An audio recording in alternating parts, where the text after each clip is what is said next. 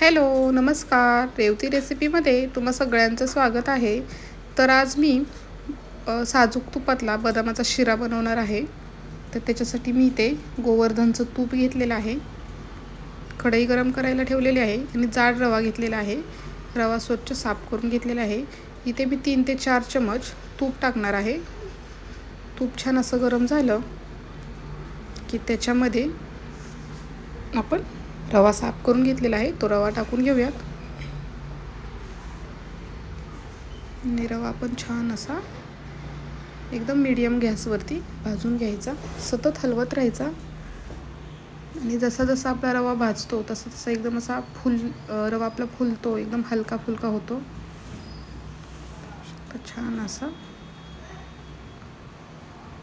भाजून घ्यायचा।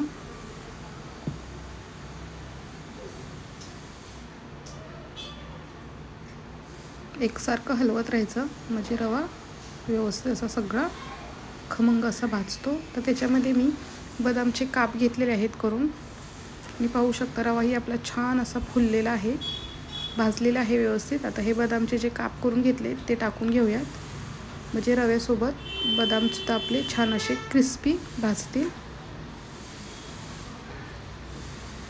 छान असा रवा भाजलेला आहे पाहू शकता। त्याच्यामध्ये मी आता अर्धा चमच वेलची पावडर टाकणार आहे। वेलची पावडर ही आपण व्यवस्थित अशी मिक्स करून घेऊयात। याच्यामध्ये मी आता 3 वाटी साखर टाकणार आहे। तुम्हाला किती गोड हवं आहे त्या प्रमाणात तुम्ही कमी जास्त करू शकता। व्यवस्थित असं मिक्स करून घेऊयात। बघू शकता खूप सुंदर असा ते दिसायलाच किती हलका फुलका असा आपला रवा झालेला आहे। आणि शिरा बनवताना रवा छान भाजला किंवा छान होतो। इथे मी गरम पाणी केलेलं, गरम पाणी टाकणार आहे। व्यवस्थित असं मिक्स करून घेऊयात।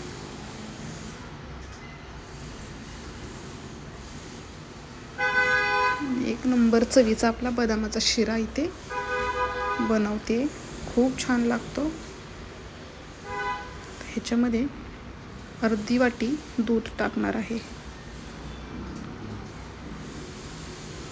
दूध टाकल्यामुळे पण खूप छान असा आपला रवा होतो।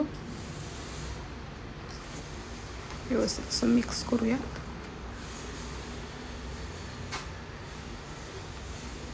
गॅस एकदम बारीकच ठेवायचा, गॅस फास्ट नाही ठेवायचा।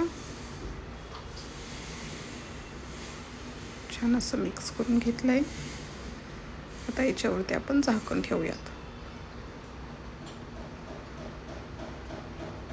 झाकण पण काढून बघितलं तर बघूयात आपण छान असा आपला रवा फुललेला आहे। अजून थोडासा चिकट वाटतोय।